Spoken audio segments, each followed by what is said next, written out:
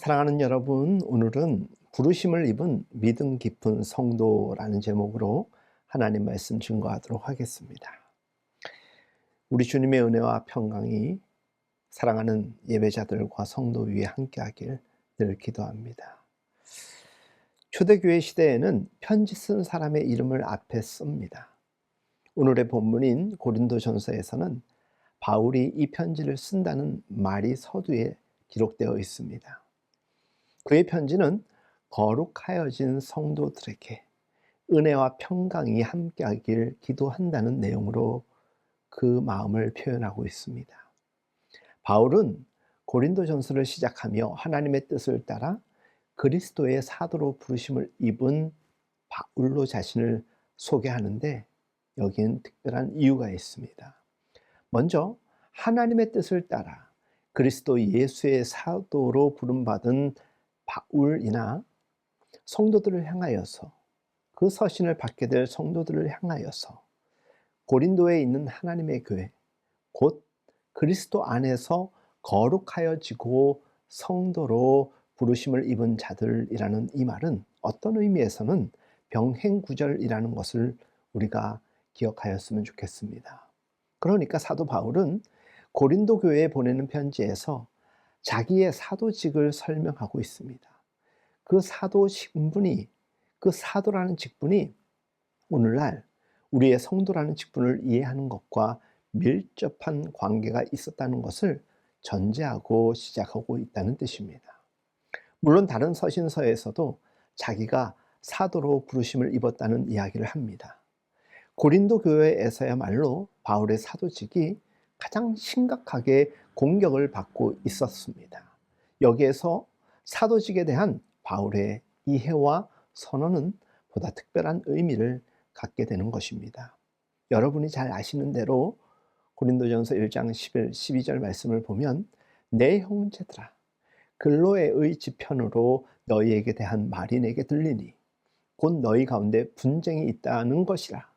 이는 다름 아니라 너희가 각각 이르되 나는 바울에게, 나는 아볼로에게, 나는 게바에게, 나는 그리스도에게 속한 자라. 이 말씀은 즉 사색 당파가 있었다는 얘기입니다. 고린도 교회에서 사도 바울은 사도직의 절대 권위에 대해서 도전을 받고 있었습니다. 그런데 그것이 흔들려서는 안 됩니다. 왜냐하면 기독교 신앙의 어떠한 권면이나 요구는 그 근거를 상식이나 과학에 두고 있지 않습니다. 우리가 믿는 바 신앙의 모든 내용과 소원하는 것들은 일반 학문이나 일반 상식에 의존하지 않습니다. 여러분, 믿음이라는 것은 예수 그리스도의 다시 사심, 예수 그리스도를 우리를 위하여 십자가에서 죽게 보내신 하나님의 존재라는 믿음 위에 서 있는 것입니다.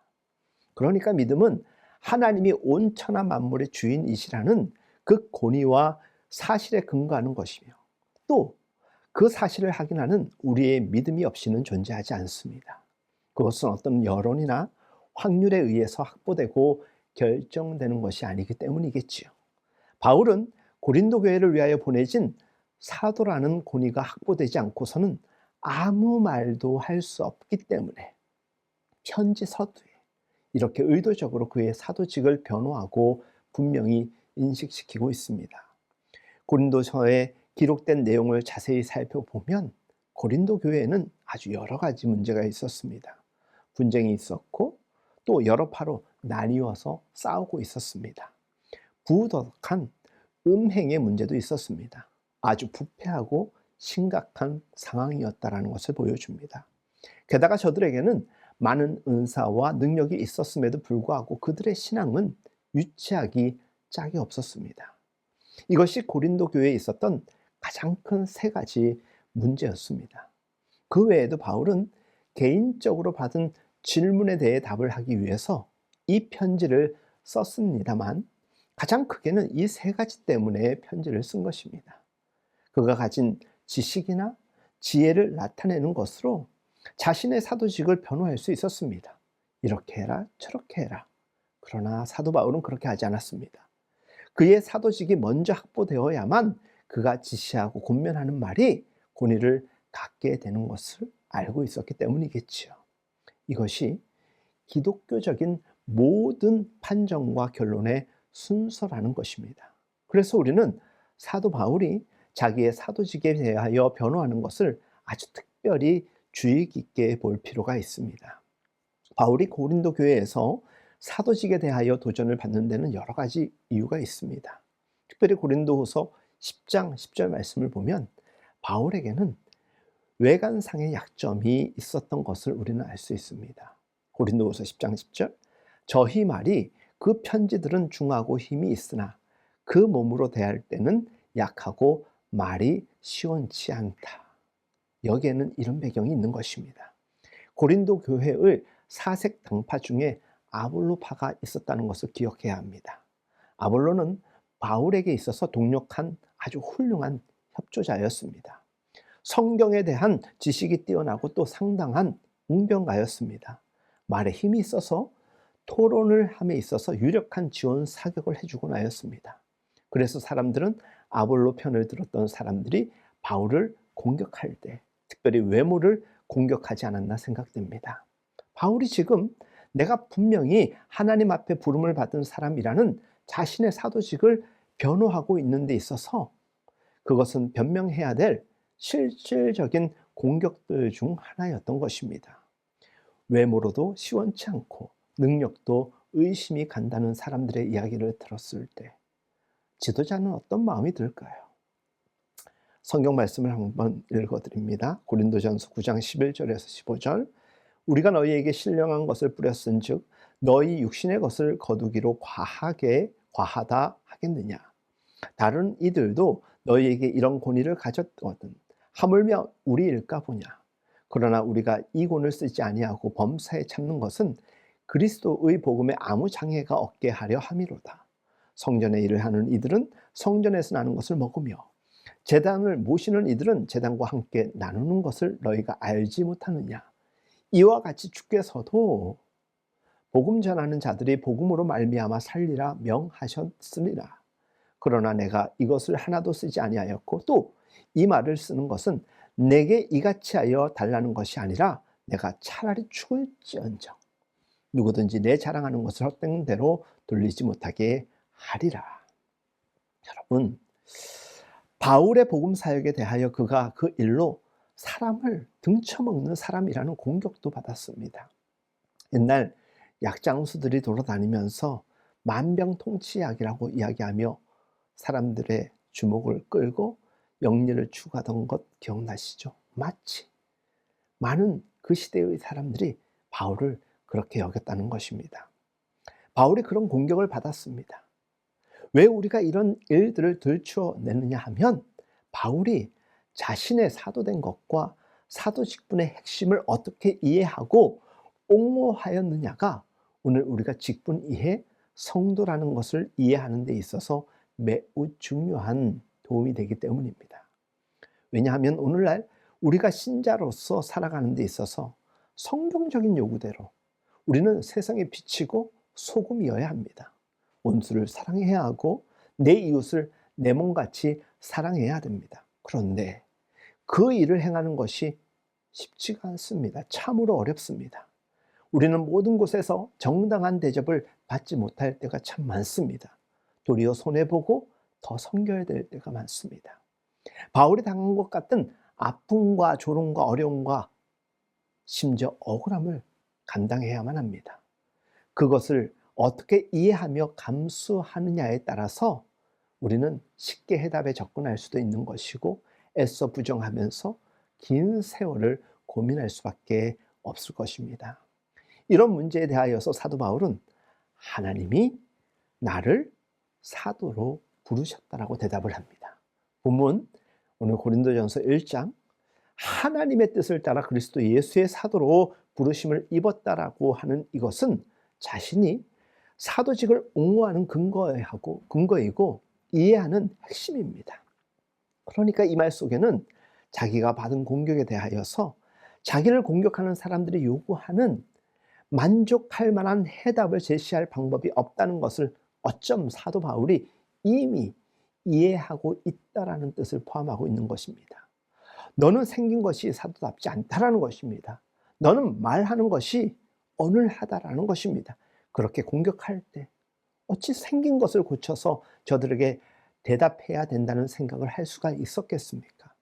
말을 못한다라고 할 때 말을 잘해서 자신의 사도임을 증명할 수 없다는 것을 그는 인정하였다라는 것입니다.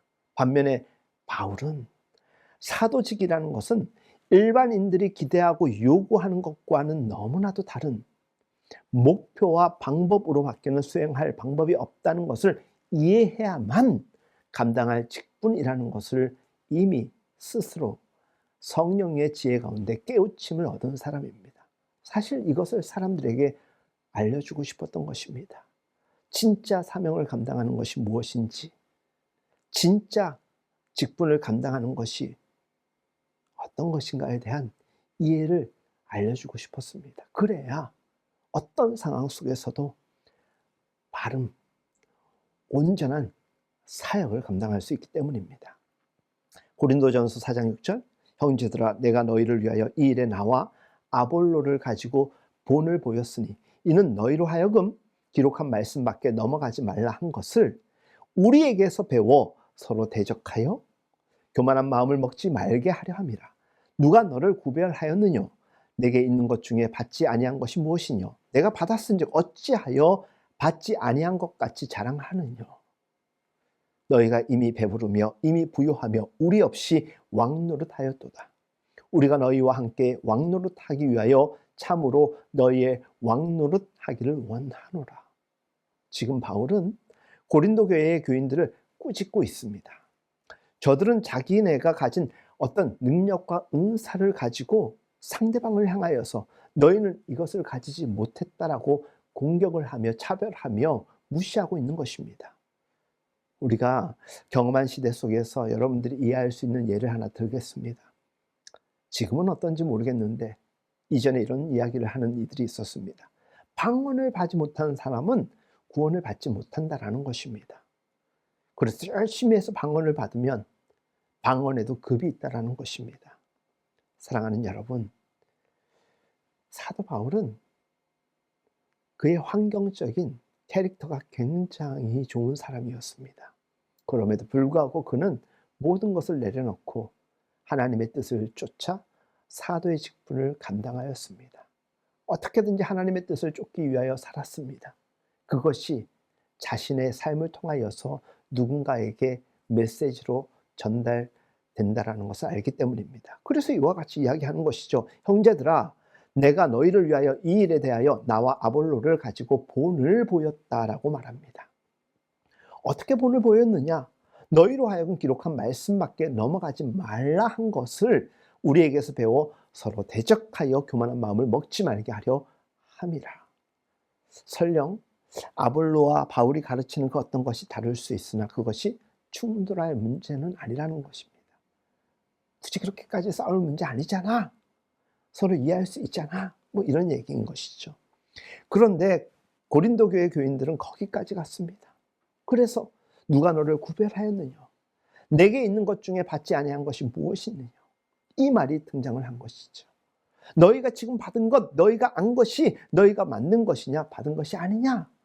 받은 것만큼 내 것이지 주지도 않은 것을 내게 왜 덧붙이느냐라는 말입니다. 내가 만든 것이라면 덧붙이는 것을 누가 말리겠느냐마는 내가 알고 지금 소유하고 있는 것은 내가 만들고 생각하는 것이 아니라 하나님께서 주신 것이라는 말입니다. 거기에 내 것으로 덧붙이지 말고 또 내 생각과 틀리다고 자르지 말고 하나 서로 연합하라는 것입니다. 얼마든지 그럴 수 있는 상황이라는 것입니다. 굳이 그런 것 갖다 싸워야 돼? 틀린 게 아니라 다른 거잖아. 이런 이야기를 하는 것이죠. 여기에 바로 바울의 답이 있습니다. 들어보십시오. 나를 사도로 부르신 이는 하나님이시다. 그런데 왜 이 꼴로 불렀는지 나도 모르겠다. 그것을 너희가 불만스럽게 여기고 있으나 그것은 내 책임이 아니다. 하나님이 나를 이렇게 만드신 거다. 나도 그것을 변명할 방법이 없다라는 것입니다. 참 좋은 믿음은 하나님 앞에서 하나님이 만드시고 이끄심을 그대로 받아들이는 것이고, 거기에서 할 수 있는 최선을 다하여 하나님께서 주신 능력과 지혜를 가지고 삶을 살아내는 것이겠죠. 우리의 신자직이 그렇습니다. 우리에게 성도라는 삶이 바로 그런 것입니다. 여러분, 우리는 그래도 왕 같은 제사장이라고 우리는 고백하지 않습니까? 감사하지 않습니까? 우리는 어쩌면은 바울과 같은 직분을 가진 자들입니다. 우리의 인생에서 내가 기왕 하나님의 자녀요 이 세상에서 빛이요 소금이라면 왜 하나님께서 나에게 이런 것은 주지 않으셨을까? 이거 궁금 정도가 아니라 불평하는 이들이 많지요. 우리들 가운데 그런 분들 있을 수 있잖아요. 보십시오. 저 사람들이 나에게 이것이 없다고 공격하지 않습니까? 때로는 공감되는 표현이죠. 하나님이 우리에게 주시지 않은 것에 대해서 불만을 가지거나 섭섭해하는 것은 우리의 직분이 어떤 것인지를 바울식으로 우리가 다 이해하지 못했기 때문입니다. 실제로 바울은 고린도 교회 사람들을 깨우치기 위하여서 4장 9절 이하에서 자신의 연약하고 실패한 부분을 이와 같이 강조하고 있습니다. 내가 생각하건대 하나님의 사도인 우리를 죽이기로 작정한 자같이 미말에 두셨음에 우리는 세계 곧 천사와 사람에게 구경거리가 되었노라. 우리는 그리스도의 영고로 미련하되 너희는 그리스도 안에서 지혜롭고 우리는 약하되 너희는 강하고 너희는 존귀하되 우리는 비천하여 바로 이 시간까지 우리가 줄이고 목마르고 헐벗고 매 맞으며 정처가 없고 또 수고하여 친히 손으로 일을 하면 후욕을 당한즉 축복하고 핍박을 당한즉 참고 비방을 당한즉 곤면하니 우리가 지금까지 세상의 더러운 것과 만물의 찢기같이 되었도다. 여러분, 사도직이라는 것이 얼마나 영광스럽고 멋진 것입니까? 얼마나 중요한 직분입니까? 그러니까 하나님께서 당연히 영광스러운 모습과 능력으로 가득 채워서 그 직분을 수행케 하시리라는 것을 생각하는 것은 인간의 당연한 상식이요 응당 믿음을 가진 이의 반응 아니겠습니까? 고린도 교회에서 고린도 교회 교인들은 바로 그런 차원에서 바울을 공격한 것입니다. 내 몸이 약하고 말이 시원치 않다. 내가 어떻게 이렇게 존귀한 일에 사도겠느냐라고 이야기합니다. 참 이런 어쩌면 인신공격성 발언들은 참 마음을 후벼 팝니다. 거기에 대한 바울의 대답은 I don't know. 나는 모르겠다라는 것입니다. 내가 아는 것은 내가 분명히 아는 것은 하나님이 나를 사도로 부르셨다라는 것입니다. 그것들에 대하여 아무것도 고쳐주지 않았다라는 것 또한 사실이라는 것입니다. 거기서 한 발자국 더 나아가서 이야기합니다. 더욱 우리를 만물의 찢기같이 모든 세상의 미말에 두시사 구경거리로 삼았다는 것밖에 나는 증거할 것이 없다. 그럼에도 나는 하나님께서 사도로 부르셨다라고 선언하는 것입니다. 부럽습니다. 이런 믿음이 주는 담대함 너무 부럽습니다. 그러므로 우리가 신자된 직분을 수행하는 데 있어서 하나님의 이름을 위하여 주의 복음을 위함은 나의 만족, 나의 유익, 나의 바람 그 이상의 뜻으로 받아들여져야 되는 것이죠. 원하고 바라던 것이 되지 않는다면 그게 때로는 창피하고 망신거리라고 생각하는 이들이 있습니다. 하지만 그런 것은 자신의 자존심의 문제일 뿐 그것 때문에 하나님께 항의하고 불평불만하고 따졌어야 될 일은 아니지 않습니까? 솔직히 우리가 바라는 대로만 된다면 도리어 하나님은 그런 식으로 일하지 않으신다라는 것을 우리에게 보여주고 있는 것일 수도 있습니다. 바울은 이것을 아주 분명히 하고 있습니다. 그래서 하나님께서 일하시는 방법은 우리가 생각하는 것과는 다르다라는 것을 분명히 우리는 알아야 합니다. 그 대표적인 예증, 최고의 신뢰가 십자가 사건입니다. 많은 사람들은 예수님이 정말 하나님의 아들이었다면 왜 죽어? 왜 거꾸로 정복해야지라고 공격해 옵니다. 그것은 죄가 무엇인지 모르기 때문에 십자가의 죽음이 실패로 보일 뿐 십자가의 죽음이 대속사역으로 보이지 않는 것이죠. 마찬가지입니다. 우리의 존재와 우리의 인생을 통하여 하나님께서 일하시는 방법이 하늘의 밀알이 땅에 떨어져 썩어져 열매를 맺는 것이라는 것을 이해하지 못하면 우리는 끝까지 하나님의 일에 도움이 될 수가 없습니다. 우리는 결코 빛이 될 수도 없고 소금이 될 수도 없습니다. 그래서 이 부분에 대한 사도 바울식 이해가 우리에게 필요합니다. 그런 약함이 여러분들에게 좌절거리가 되거나 그 문제를 먼저 해답한답시고 주님 앞에 쓰이는 일이 거부하고 있는 자리에서 벗어나야 되는 것이죠. 한 걸음 더 나가서 바울은 이 문제가 그에게 좌절의 문제이거나 사람들을 항복시키기 위해서 먼저 해결해야 되는 일이라고 생각되지 않을 뿐만 아니라 바로 이것이야말로 우리가 하는 일이 세상과 다른 일이라는 것을 보여주는 대표적인 증거라고 이야기하는 것입니다. 여러분, 우리의 싸움은 이 세상에 속한 것이 아니고 영혼에 속한 것임을 하나님께서 우리의 인생 속에서, 나의 존재 속에서, 그리고 나에게 맡긴 직분 속에서 증거하기 위하여 우리의 직분을 그런 모습으로 감당하기를 요구하신다라고 이해하고 있어야 할 것입니다. 고린도후서 10장 1절, 너희를 대하여 대면하면 겸비하고 떠나 있으면 담대한 나 바울은 이제 그리스도의 온유와 간용으로 친히 너희를 권하고 또한 우리를 육체대로 행하는 자로 여기는 자들을 대하여 내가 담대히 대하려는 것 같이 너희와 함께 있을 때 나로 하여금 이 담대한 태도로 대하지 않게 하기를 구하노라. 우리가 육체에 있어 행하나 육체대로 싸우지 아니하노니 우리의 싸우는 병기는 육체에 속한 병기가 아니요 우리의 싸우는 병기는 오직 하나님 앞에서 견고한 진을 피하는 강력이라. 모든 이론을 파하며 하나님을 아는 것을 대적하며 높아진 것을 다 파하고 모든 생각을 사로잡아 그리스도에게 복종케 하니 너희는 복종이 온전히 될 때에 모든 복종치 않는 것을 벌하려고 예비하는 중에 있노라. 너희는 외모만 보는도다. 만일 사람이 자기가 그리스도에게 속한 줄을 믿을진대 자기가 그리스도에게 속한 것 같이 우리도 그러한 줄을 자기 속으로 다시 생각할 것이라. 주께서 주신 권세는 너희를 파하려고 하신 것이 아니요 세우려고 하신 것이니 내가 이에 대하여 지나치게 자랑하여도 부끄럽지 아니하리라. 아멘. 바울은 적극적이고 깊은 자기의 사도직에 대한 이해를 가지고 있었습니다. 이것을 우리가 캐치해야 됩니다. 우리가 육체에 있으나 육체대로 싸우는 자는 아닙니다. 우리의 싸움은 영적 싸움인 것입니다. 모든 이론을 파하며 하나님을 아는 것을 대적하여 높아진 것을 다 파하고 모든 생각을 다 사로잡아 그리스도에게 복종케 하기 위하여 우리가 하나님의 사신이 되었고 하나님의 증인이 되었다라는 것입니다. 하나님을 대적하여 높아진 것이 죄의 본성입니다. 죄의 최고 핵심이 되는 내용이 무엇입니까? 하나님 앞에서도 무릎 꿇고 싶지 않은 자존심입니다. 사탄이 어떻게 아담과 하와를 유혹했습니까?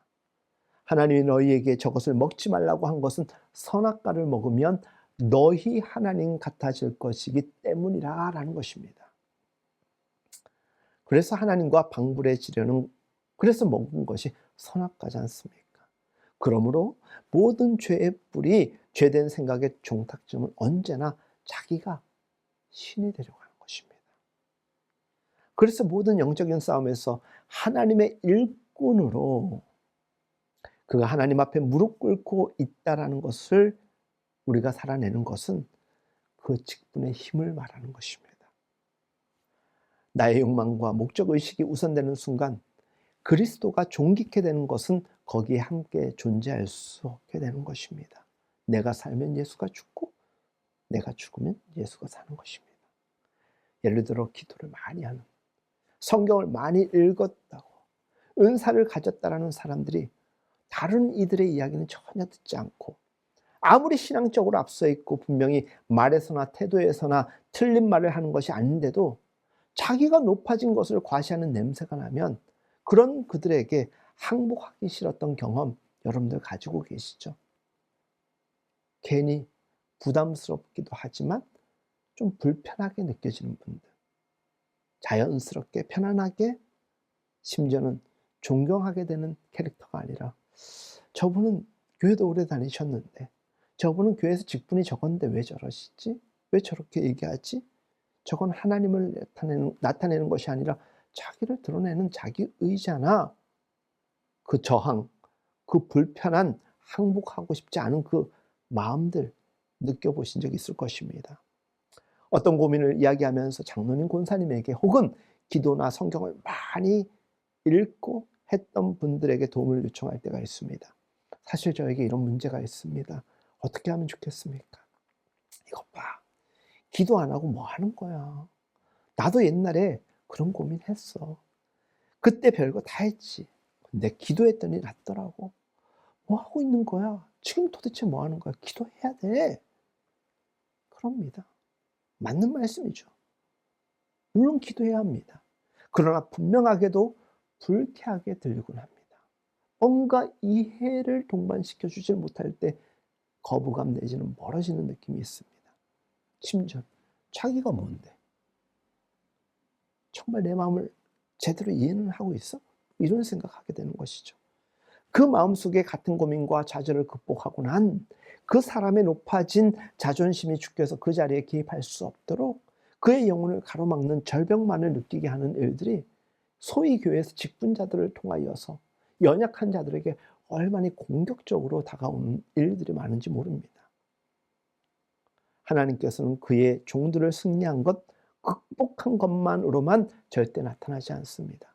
형통하고 승리한 모습으로만 나타내지 않습니다.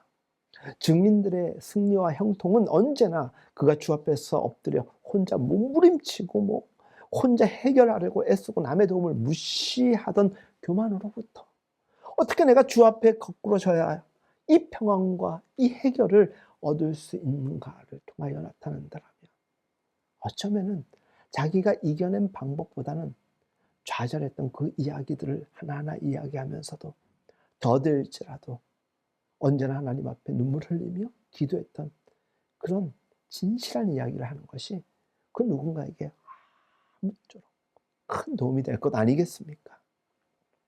오직 그럴 때만이 주님이 높아지고 주님의 존재가 부각되는 것입니다. 우리의 존재와 우리 신자된 모든 직분들이 사용되도록 의도되고 있다는 것은 그것을 통하여 우리가 하나님의 영광을 드러낼 수만 있다면 우리 또한 기뻐할 수 있게 되는 것이고 자유케 되는 것 아니겠습니까? 바울은 스스로 하나님이 나에게 그런 이유로 외형적인 모습을 주지 않으셨다라고 적극적으로 자기만의 이해 방식을 가지고 있습니다. 그래서 우리의 싸움은 육체에 관한 것 아니다. 내 외모가 이래도 내 말이 시원치 않아도 우리의 싸움은 영적인 것이라는 것입니다. 그리고 능력을 주시는 하나님이 계시다라고 선언하는 것입니다. 그래서 여러분이 여러분의 인생을 살면서 가장 많이 요구해야 될 것은 하나님께서 내 인생을 사용하실 수 있는 존재가 되는 것입니다. 이것이 최고의 소원이어야 합니다. 그 소원에서는 돈이나 건강, 어떤 권력, 필요 없는 것은 아니지만 부수적인 것밖에 되지 않습니다. 그것을 구할 필요가 있습니다. 성경은 너희는 먼저 그의 나라와 그 의를 구하라고 우리에게 말씀하고 있습니다. 어떻게 하면 내 존재와 내 삶에서 주께서 영광을 받으실 수 있을까 소원하며 그 뜻에 맞춰 살다 보면 성경은 뭐라고 이어서 우리에게 알려줍니까? 이 모든 것을 너희에게 더하리라. 하나님의 뜻을 세우면 하나님이 우리를 향하여 부수적인 모든 것을 채워주신다라는 것입니다. 그러기 위해서는 아무든지 나를 따르려면 자기를 부인하고 자기 십자가를 지라는 이 요구에 우리의 귀를 기울일 필요가 있습니다. 매일 자기를 쳐서 복종하게 하더라도 그것은 헛된 것이 되지 않을 것입니다. 그것을 구하십시오. 할 수만 있다면 매일 구하십시오. 죽는 법을 구하십시오. 예수가 살아나는 동시에 우리도 부활의 기쁨과 영광을 누리게 될 것이기 때문입니다. 여러분, 하나님의 나라와 하나님의 영광을 위하여 우리가 살 때 필요하신 그 밖의 모든 것은 하나님께서 책임져 주십니다. 공중에 나는 새를 보라 하시지 않았습니까? 얼마나 아주 간단한 진리입니까? 그러나 이것을 실천하는 사람이 적기 때문에 한국교회가 1000만의 성도가 있다고 하면서도 수만 개의 교회가 있다고 하면서도 여전히 왜 우리가 살아가는 이 땅은 어둡고, 왜 이 나라는 지금 이 혼란 가운데 있어야만 하겠습니까? 명목상 그리스도인, 특정 목적을 위해 교회를 다녀야 하는 이들이 있습니다. 모든 것이 자신의 이해타산을 위해서 기독교를 성취의 도구로 삼는 이들이 얼마나 많은지 모릅니다. 여러분, 십자가와 주님 앞에 무릎 꿇기 위해서는 하나도 쓰여지지 않았다는 데 대하여 아픔이 있고, 어쩌다 이렇게 되었는가 하는 이 시대의 영혼들을 가르치는 목사로서의 책임감을 느끼는 것입니다. 고린도전서 2장 1절 말씀, 바울이 그의 사역을 어떻게 하는지 보십시오. 그리고 이 부분의 설명을 들으시고 저를 위하여서도 기도해 주십시오. 형제들아, 내가 너희에게 나아가 하나님의 증거를 전할 때에 말과 지혜의 아름다운 것으로 아니하였나니 내가 너희 중에서 예수 그리스도와 그의 십자가에 못 박히신 것 외에는 아무것도 알지 아니하기로 작정하였습니다. 내가 너희 가운데 거할 때 약하며 두려워하며 심히 떨었노라. 내 말과 내 전도함이 지혜의 고난은 말로 하지 아니하고 다만 성령의 나타남과 능력으로 하여 너희 믿음이 사람의 지혜에 있지 아니하고 다만 하나님의 능력에 있게 하려 하였노라. 아멘. 저는 외적 성과에 너무 연연하지 않았으면 좋겠습니다. 여러분들이 그냥 열심히 그리스도인의 믿음과 성품으로 애쓰는 삶을 사셨으면 좋겠습니다. 주를 알기를 애쓰는 삶, 주를 위하여 주의 뜻을 세우기 위하여 애쓰는 삶. 왜냐하면 그래야만 그로부터 생기는 모든 열매들이 영적인 열매들이 되는 것입니다. 그 열매에 대해서 지켜본 많은 사람들이 그것이 그의 인간적인 결실이 아니라 세상의 학문이나 세상적인 목표가 아닌 다른 무엇이라는 것을 확인하게 될 수 있게 되는 것이고, 그래야만 하나님의 영광이 나타나는 것이고, 그와 같은 존재는 하나님이 더욱더 사용하게 되는 것입니다. 그래서 바울은 끊임없이 자신의 말이나 지혜의 아름다운 것이 아니고 철학이나 과학이나 문학이 아니라 주님께서 나타나기를 원하고 있습니다. 그 기고만장했던 바울 아닙니까? 그가 가말리엘 문학의 대학자 바울로 불렸습니다. 자기의 지혜와 자기의 철학과 사상으로도 한 시대를 얼마든지 풍미할 수 있었던 학식 있는 그 바울이 자기가 가졌던 모든 것을 배설물로 여기고 어느 문 앞에 납작하게 엎드리게 됩니다. 그분이 이래라 하면 자다 말고도 일어나서 예! 하고 순종하는 그것, 자신이 항복하고 있는 그분이 드러나기를 기뻐하는 존재가 된 것을 나타내는 것 외에는 그의 인생에 그 어떤 것도 소원하는 바가 없었습니다. 미련도 없었고 관심도 없었습니다. 사랑하는 여러분, 오늘 말씀이 좀 길고 셉니다. 연말이라 그렇고 저는 12월 설교를 매우 중요시 여깁니다. 특별히 성도의 삶에 대하여 한 해를 준비하고 기획함에 있어서 특별히 직분이라는 것에 대한 이해가 없이는 교회를 함께 끌고 갈 수 없기 때문에 오늘의 말씀에 굉장히 힘을 주고 있는 것입니다. 사랑하는 여러분, 강력한 믿음의 소유자가 되어야지 센 성격으로 교회 다니려고 하지 마십시오. 그저 어리석은 현대 교회의 그리스도인들 얼마나 많은지 모릅니다. 우리는 어떻게 해야 합니까? 우리의 믿음은 가능한 남의 도움이 필요 없는 사람이 되는 것, 사람의 도움 정도가 아니라 하나님이 나를 도와주시지 않아도 자급자족이 할 만한 사람, 남의 도움이나 충고나 가르침이 없는 그저 유아 독전적인 신이 되는 것으로 동원되기 십상일 때가 참 많은데, 여러분 그러면 안 됩니다. 하나님이 도와주시기를 바라는, 하나님의 능력을 공급받아서 무언가를 성취하여도 하나님께 영광 돌리고, 그러므로 더욱더 겸손해지는, 큰 일을 하였다고 해서 어깨에 힘주는 것이 아니라 하나님 아니고선 이 일을 절대로 감당할 수 없었다라는 것을 고백하면서 경험하면 경험할수록 하나님의 의지, 하나님을 향하여 의지할 수밖에 없는 존재, 자꾸 거꾸로지는 겁니다. 자꾸 엎드릴 수밖에 없는 것이죠. 그게 우리의 신앙이 되어야 하는 것입니다. 주 안에서 사랑하는 여러분, 내가 어떻게 하나님의 도움이 없으면 한순간도 견딜 수 없는가? 나는 그런 존재 못돼. 하나님 없이 못 살아. 그 뭔 말입니까? 살아보니까 내 능력의 한계가 분명히 있구나. 그 절망, 그 절벽을 경험한 것입니다. 하나님의 도움이 없으면 내가 얼마나 초라한 존재인가를 인식한 그 간절함이 여러분들에게 있습니까? 그 간절함, 그 처절함, 그리고 주께서 함께 하시기 때문에 있는 만족과 한의와 기쁨, 그것을 다른 사람과 나누고 싶은 충만함, 그것이 우리에게 요구되는 것입니다. 이것이 오늘날 신자들의 최고의 약점이자 그 약점을 극복한 장점의 사람인 것입니다. 우리는 어떤 사람입니까? 약점을 가지고 있는 사람이라면 기도하면 될 것입니다. 강점을 하나님께로부터 공급받았다면 겸손하게 더욱더 주를 의지하면 더 크게 쓰임을 받는 것이죠. 이 문제를 위하여 여러분들이 저를 위하여 기도해 주시고 저는 여러분들을 위하여 기도할 것입니다. 동시에 여러분의 신앙 또한 바로 이런 시점에서 점검하셔야 합니다. 바울이 이해하고 있는 자신에 대한 그 이해, 사도로서의 자신에 대한 이해와 관점, 그것이 우리의 모습이어야 합니다. 우리의 지금 존재는 바울과 방불합니다.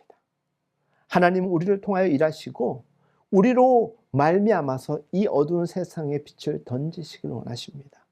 주를 아는 일을 우리의 발걸음과 우리의 삶을 통해서만 나누시기를 원하십니다.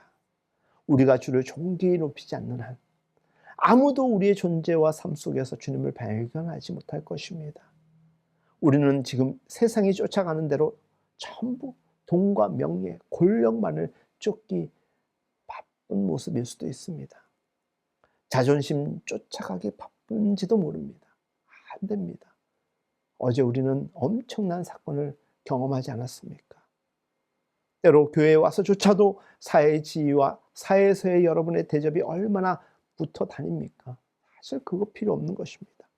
여러분, 교회에는요, 오직 믿음의 깊이로 존중받고 섬김을 행하여야 되는 것입니다.